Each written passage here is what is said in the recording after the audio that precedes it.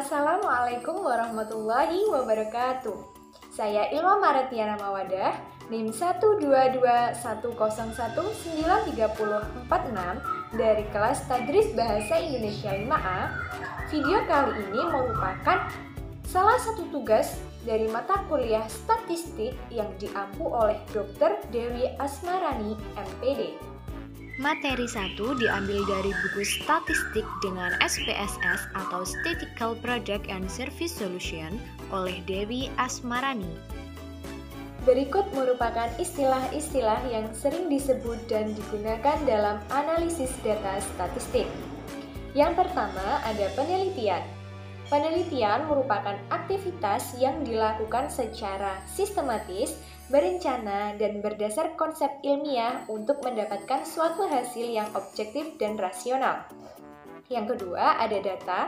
Data merupakan sesuatu yang dibutuhkan dalam penelitian dengan parameter yang telah ditentukan. Data dibagi menjadi dua, yaitu data kualitatif dan data kuantitatif. Data kuantitatif dibagi menjadi data nominal, data ordinal, data interval, dan rasio. Kemudian, yang ketiga ada variabel, yaitu sesuatu yang beragam dan bervariasi. Variabel dibagi menjadi dua, yaitu variabel bebas atau variabel yang bisa berdiri sendiri, dan variabel tergantung, yaitu variabel yang dipengaruhi oleh variabel lain.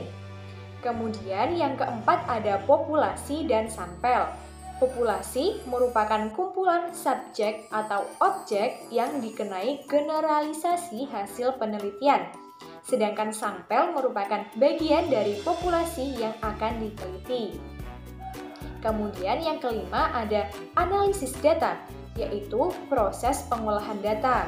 Analisis data dibagi menjadi analisis deskriptif dan analisis inferensial. Kemudian yang keenam ada metode analisis data. Metode analisis data dibagi menjadi metode statistik parametrik dan metode statistik non-parametrik. Kemudian selanjutnya yang ketujuh ada hipotesis. Hipotesis merupakan jawaban sementara yang digunakan untuk menjawab rumusan masalah.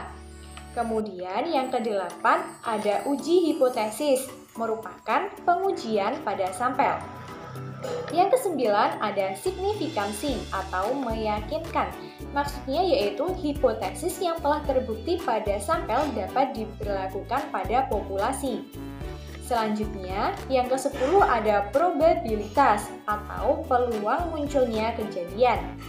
Selanjutnya, yang ke-11 ada kurva normal, yaitu kurva yang menggambarkan daerah penerimaan dan penolakan HO.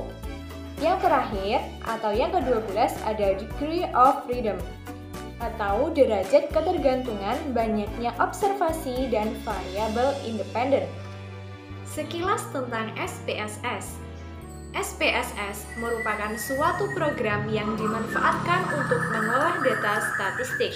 Awalnya, SPSS atau Statistical Page for the Social Science hanya digunakan untuk olah data statistik ilmu sosial. Seiring berjalannya waktu, SPSS mengalami perkembangan serta penggunaannya semakin kompleks dalam berbagai ilmu, seperti ekonomi, psikologi, pertanian, teknologi, industri, pendidikan, dan lain-lain. Sehingga kepanjangan SPSS berubah menjadi Statistical Project and Service Solution. Langkah-langkah pengolahan data SPSS. Setelah data diinput pada SPSS Data Editor, kemudian kita mencari alat analisis yang diperlukan, memasukkan variabel, dan lain-lain. Kemudian klik OK. Setelah itu proses olah data dilakukan dengan cepat, singkat, akurat, cermat, handal, dan muncullah output data. Jika digambarkan, maka prosesnya meliputi input data, proses data, dan output data. Beberapa contoh analisis dan pengujian beserta alat analisis yang digunakan. Analisis dan pengujian ada uji instrumen data, uji validitas, dan uji reliabilitas. Alat analisis yang digunakan correlate, differential, atau Pearson. Ada reliability, corrected item total correlation, dan reliability alpha. Kemudian analisis dan pengujian statistik deskriptif, alat analisis berupa descriptives. Yang selanjutnya analisis dan pengujian analisis korelasi sederhana, uji signifikansi korelasi sederhana, alat analisis, correlate bivariate, dan t-test. Dan masih banyak lagi contoh lainnya. Makan durian dengan orang terkasih. Cukup sekian, terima kasih. Wassalamualaikum warahmatullahi wabarakatuh.